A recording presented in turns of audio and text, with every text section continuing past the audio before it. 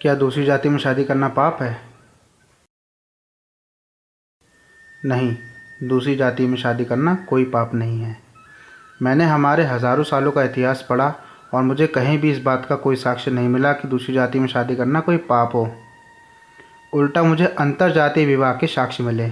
उदाहरण के रूप में रामायण में माता सीता और भगवान श्री राम का विवाह, महाभारत में माता रुक्मणी और भगवान श्री कृष्ण का विवाह, रानी सत्यवती और राजा शांतनु का विवाह। जो अभी जाति व्यवस्था है, इसकी शुरुआत आज से कुछ 1000-2000 साल पहले हुई थी, जब समाज के शक्तिशाली वर्ग ने कर्म के ऊपर जन्म को रखना शुरू किया। तब से शुरू हुई ये जाति व्यवस्था की कुप्रथा। बात करें शादी से पहले ध्यान दी जाने वाली कुछ ज़रूरी बातों की, तो वो ये है कि लड़के और लड़की का गोत्र और नाड़ी अलग होना चाहिए, एक नहीं होना चाहिए।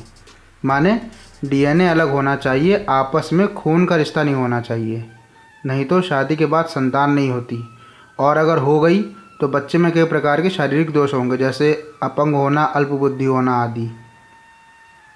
अब मैं कुछ बातें अपने अनुभव से कहना चाहता हूँ।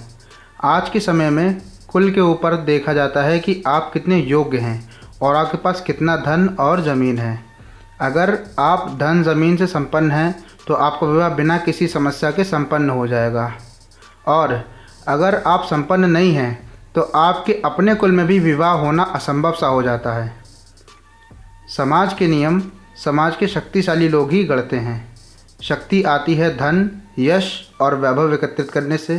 धन, यश और वैभव आते हैं विद्या ग्रहण कर उसका उपयोग करके। शादी हमारे जीवन का एक महत्वपूर्ण निर्णय है।